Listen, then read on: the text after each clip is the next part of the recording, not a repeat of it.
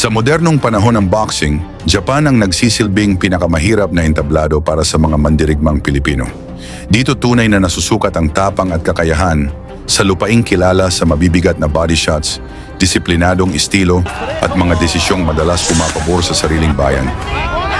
Hindi maikakaila, pinaghaharian ngayon ng magkapatid na Inoue ang mababang dibisyon ng mundo ng boxing. Ang undisputed super bantamweight champion na kilala bilang The Monster, si Naoya Inoue, at ang WBC bantamweight champion na kanyang kapatid, si Takuma Inoue. Marami na ang bumagsak sa harap ng kanilang kahusayan. Ngunit sa kasaysayan ng Philippine boxing, may isang pangalan na tumindig, isang Pilipinong walang takot na humarap sa hamon ng Japan. Mula sa Polomolok, Cotabato, isang mandirigmang hinubog ng disiplina at tapang ang tinaguriang sniper, si Froilan Saludar. Matapos ang 4 na sunod-sunod na panalo, inangkin ni Saludar ang WBO Intercontinental Flyweight title nang patulugin niya si Elias Ngengo ng China sa ika-5 round. Isang pahayag iyon sa buong Asya. Handa siyang sumabak sa mas malaking digmaan at dumating ang pagkakataon. Isang laban sa Japan, isang championship fight, isang hamon laban sa isang undefeated na kampiyon, si Takuma Inoue, isang boksingerong lumaki sa parehong gym at ilalim ng mahigpit na gabay ng kanilang ama. Sa papel, malinaw ang bentahe ng Hapon, walang talo at lalaban sa harap ng sariling mga tagahanga. Sky Arena, Zama, Japan. Sa pagbungad ng unang round, sabay na pumutok ang malalakas na suntok ng dalawang mandirigma. Nakasuot ng asul na trunks ang Pilipino, itim naman ang suot ni Inoue. Isang malinis at mabigat na suntok ang tumama, bumagsak si Inoue, umangat ang kanyang mga paa, isang sandaling nagpatahimik sa arena.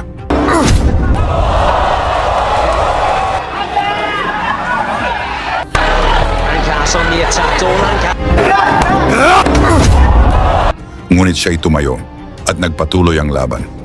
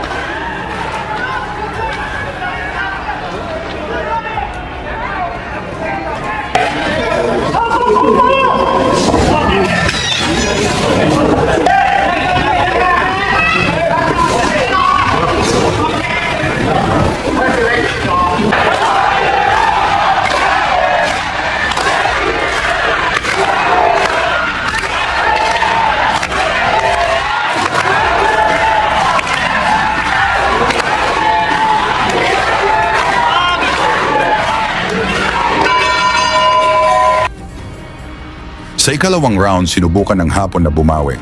Mas naging agresibo, mas naging determinado.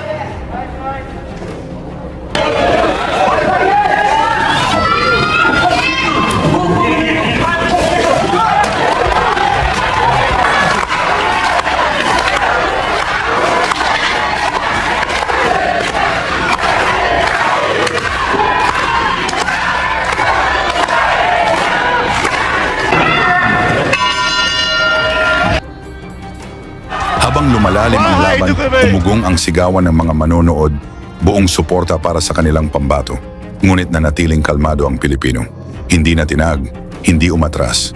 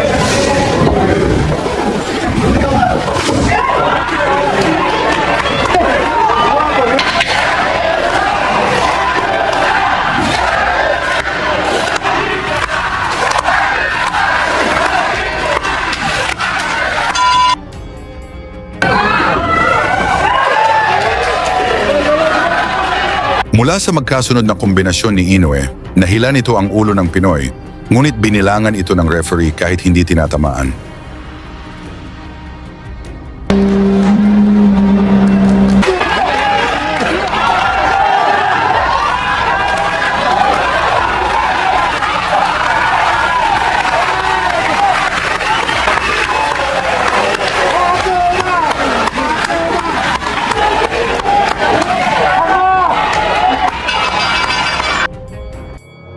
Nagpalitan ng kombinasyon ng dalawang panig, parehong naghahangad ng malinaw na panalo.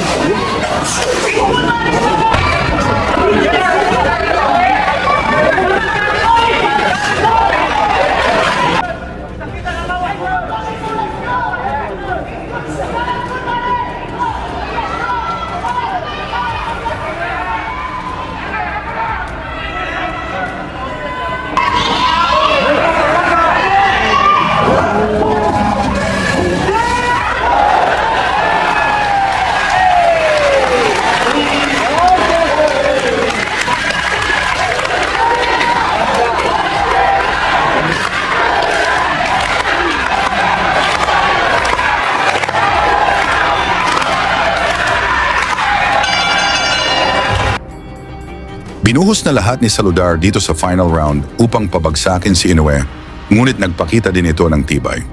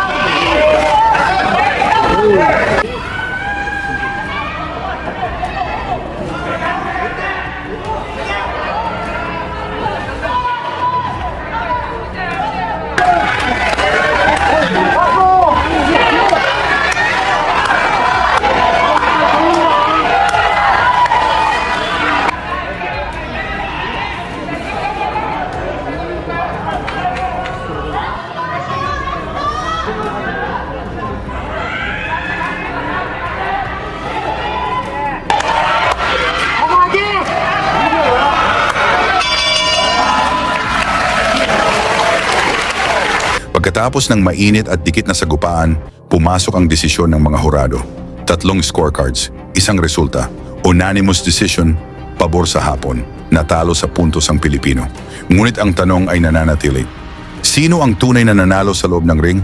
Ang inyong opinyon sa laban, ibahagi sa ibaba. Lagi niyong sundan, huwag magpapahuli. Pag-usapan ni bakbakan, balita niya at laban. Mga Pinoy na di nagpapagapi. Salamat sa mga suporta na lagi nandyan.